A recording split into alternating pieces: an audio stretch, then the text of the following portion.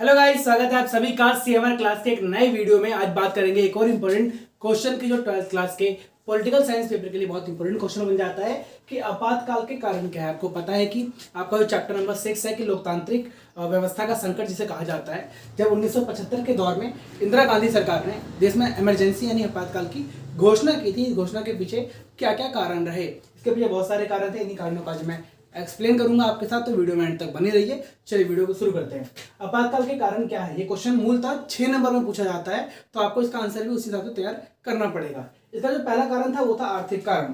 चलिए इस कारण को एक्सप्लेन करते हैं कि आर्थिक कारण के क्या क्या मेन फंक्शंस थे। आर्थिक कारण में पहला आपको याद रखना है कि 1971 के चुनावों में इंदिरा गांधी ने गरीबी हटाओ का नारा दिया था। फर्स्ट थिंग क्या, गरीबी हटाओ आपको याद रखनी है। इंदिरा गांधी ने गरीबी हटाओ का नारा दिया, किंतु ऐसा हुआ नहीं। मूलतः कहा गया कि गरीबी हटाओ के नारे के तहत गरीबों को ही हटा दिया गया और देश की जनता जिसने 1971 के चुनाव में इंदिरा गांधी को पूर्णतः बहुमत दिया था, वो उससे काफी ज्यादा खफा थी। ये मूलतः कारण रहा जिसके कारण इंदिरा गांधी ने आपातकाल लगाया। इसके साथ साथ 1971 का जो बांग्लादेश का युद्ध था, अगला क्या देखेंगे, 1971 का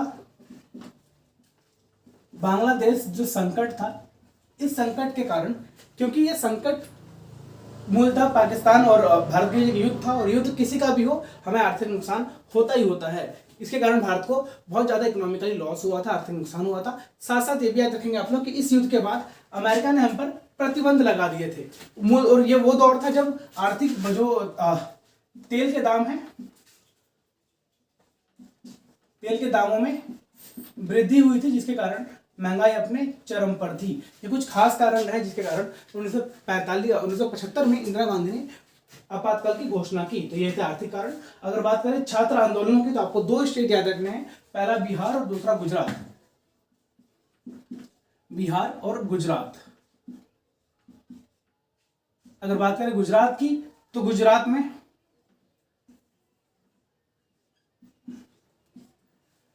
में जो खाद्यान्न था उनके दाम बहुत ज्यादा बढ़ गए थे।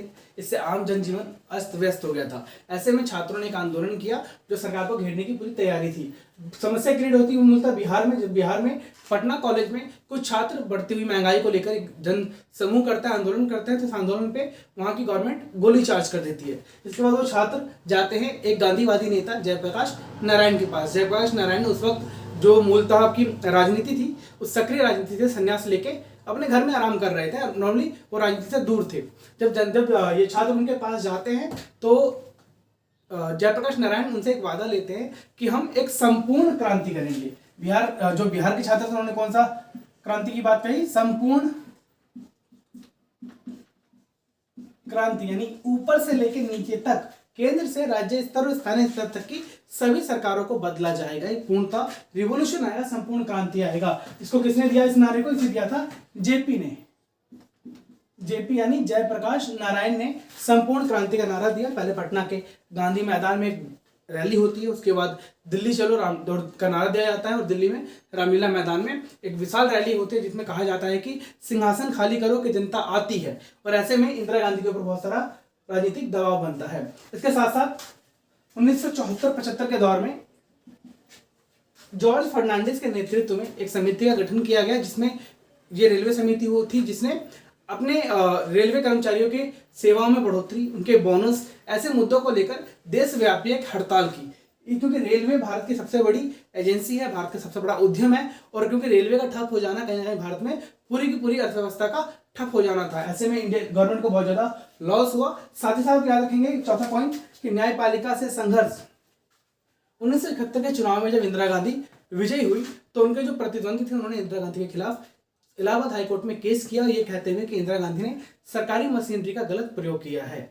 ये फैसला 1974 तक आया, जिसमें न्यायालय ने यह माना कि हाँ, इंदिरा गांधी ने सरकारी मशीनरी का गलत प्रयोग किया है, और इसके लिहाज से उन्हें प्रधानमंत्री पद पर रहने का कोई अधिकार नहीं है। इन सभी संघर्षों के साथ साथ जो न्यायालयों के न्यायाधीशों की नियुक्ति थी, साथ साथ अगर इस दौर में आएंगे तो आप संविधान का 42वां संविधान संशोधन, 44वां संशोधन, ये कुछ ऐसे संशोधन थे जिसमें न्यायपालिका और विधायिका के बीच एक डिबेट चल रही थी कि इन दोनों में बड़ा कौन है। यानी क्या संसद संविधान में संशोधन कर सकती है, क्या संसद जो संविधान में संशोधन नहीं कर सकती है। ऐसे मुद्दों को लेकर बहुत बड़ा विवाद चल रहा था इस दौर में। यही न्यायपालिका से संघर्ष, यही कुछ मूलतः कारण रहे जिन कारणों की वजह से इंदिरा गांधी ने 1975 में आपातकाल की घोषणा की। आपातकाल के परिणाम भी क्वेश्चन आ जाता है आपका, मैं यही कर इस क्वेश्चन को निपटा देता हूं।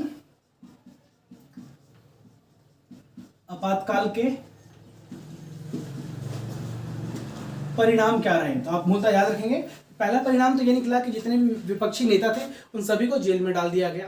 साथ साथ जो मीडिया थी, सेंसरशिप था, उस पर प्रतिबंध लगा दिया गया। मीडिया पे प्रतिबंध लगाया गया, सेंसरशिप को मजबूत किया गया। बहुत सारे मीडिया हाउसेस की बिजली काट दिए गए। ठीक, साथ आप लोग याद रखेंगे कि ये वही दौर था जब मूलतः मौलिक अधिकारों के साथ खिलवाड़ किया गया। संविधान का 44वां संशोधन आता है इसी दौर में।